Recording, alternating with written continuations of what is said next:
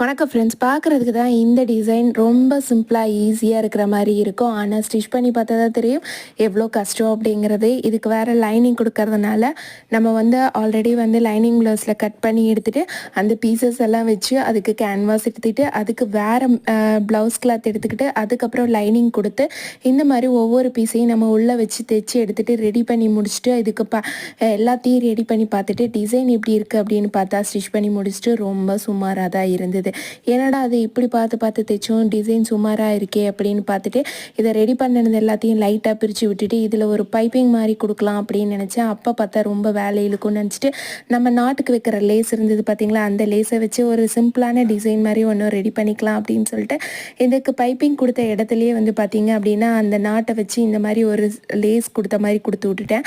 அதுக்கப்புறம் டிசைன் பார்க்குறக்கு வேறு லெவலில் இருந்தது. டிசைன் இப்படி இருக்குன்னு மறக்காமல் கமெண்ட்டில் சொல்லுங்கள். தேங்க்ஸ் ஃபார் வாட்சிங்.